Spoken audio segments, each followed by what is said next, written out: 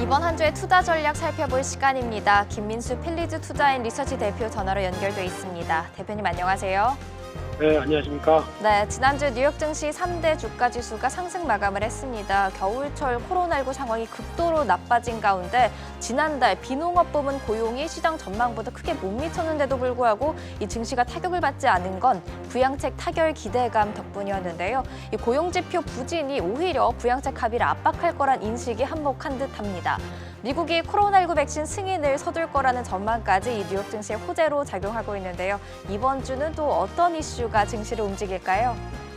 네, 미국 시장을 바라보면서 가장 느끼는 부분들은 코로나가 이렇게 재유행이 다시 이어지고 있고 네. 경제 상황에 대해서도 절대 좋게 볼 수 없는 얘기들이 나오고 있는데 지수는 계속 신고가를 이어갑니다.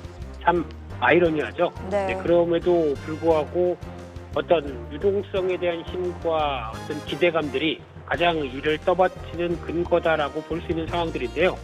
그중에서 이제 먼저 백신 관련된 얘기를 보게 되면 미국은 아직까지 공급 이슈나 그리고 또 유통 이슈 때문에 본격적으로 백신에 대한 어떤 기대감이 아직 조금 살짝 낮은 가운데 가장 먼저 글로벌에서는 영국이라고 봐야 될 것 같습니다. 네. 일단 화이자의 백신을 통해서 여왕 부부도 맞는다고 하죠.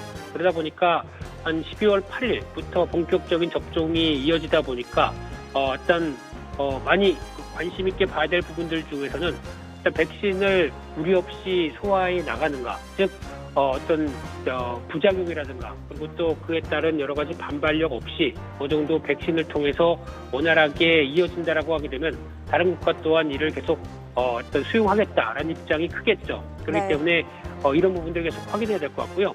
또는 두 번째로는 말씀하셨던 이 고용지표 관련된 부분들인데 솔직히 쇼크였죠.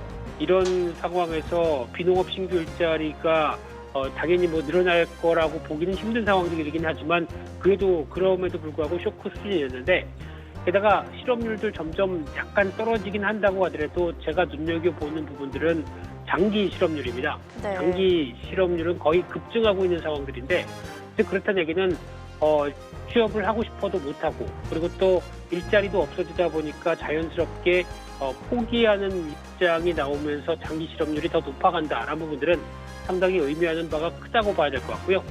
그럼에도 불구하고 일단 고용 쇼크임에도 부양책이 조만간 더 빨라지게 결과가 나오지 않을까라는 기대감 때문에 먼저 움직였는데 반대로 부양책이 생각보다 좀 이번 주 들어서 진척이 없고 좀 부담 가는 쪽으로 나온다라고 하게 되면 시장에 대한 반응은 또 안 좋겠죠. 그렇기 때문에 일단 동전의 양면과 같은 부분의 해석으로 해석해야 될 것 같고요.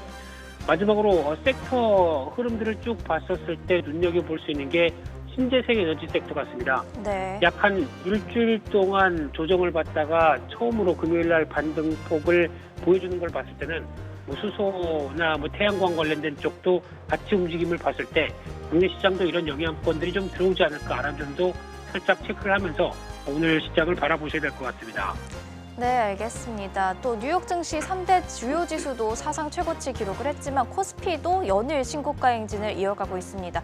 특히 시총 상위 10개 종목이 차지하는 비중이 48%로 2005년 이후 최고 수준인 것으로 나타났는데요. 이 상승세가 계속 유지가 될지 궁금합니다. 또 연말이다 보니까 이 세금 회피용 매물이 늘어날 거란 말도 나오는데요. 과연 연말에 개인 순매도가 집중이 될지 그렇다면 이 증시에 어떤 영향을 미칠지도 궁금해지는데 어떻게 보시나요? 네, 일단 이번 주 주요 이벤트부터 잠깐 보게 되면 아무래도 이번 주는 물가 지표 관련된 이벤트 얘기들이 상당히 많을 것 같고요. 네. 중국부터 미국, 한국도 생산자 소비자 물가 지수 모두 다 발표가 될 걸로 보여지고 있는데 아마 미국을 제외하고는 소비자 물가 지수의 가파른 상승은 좀 제한되지 않을까라는 관점 쪽에서 바라보고 있는 가운데 또 하나 이번 주 목요일은 한국의 선물 옵션 동시만기일이죠. 그러다 보니까 그에 따른 변동성은 좀 키울 수 있겠다라고 바라보고는 입장 쪽에서 앞서 말씀하셨던 것처럼 이제 또 개인들 쪽에서의 추가적인 매물화가 나올 가능성이 높지 않느냐라는 쪽을 생각할 수는 있겠지만 지금 유동성 흐름을 보게 되면은 그 이상으로 더 크다라고 봐야 될 것 같고요. 네. 좀 더 구분해서 보게 되면 이제 외국인 입장 쪽으로 보게 되면 최근 들어서 한 10월 말부터 매수세가 좀 본격적으로 들어왔다고 하더라도 올 한 해만 보게 되면 여전히 한 21조 가까이 매도 포지션입니다. 네. 그런데 최근에 외국인들 동향을 봤을 때 환율의 흐름들이나 그리고 좀 더 빨라지는 유동성에 대한 외국인들의 흐름을 봤을 때는 적어도 보통 외국인들이 한번 산다라고 하게 되면 50조 가까이 매수를 했었을 때 추가적으로 더 매수할 수 있는 여력들이 많다는 얘기겠죠. 또 하나 두 번째로는 개인 같은 경우 최근에 시중장고 부담도 있다라는 쪽은 얘기 나오고 있지만 고객 예탁금이 60조 원대 수준입니다. 여전히 유동성에 대한 회수는 없는 상황들이고요. 네. 그러면 가운데 반대로 기관 같은 경우가 오히려 연기금 중심으로 펀드와 함께 계속 부담 감이다라고 보여지게 되면 기관에 대해서는 기대할 게 별로 없습니다.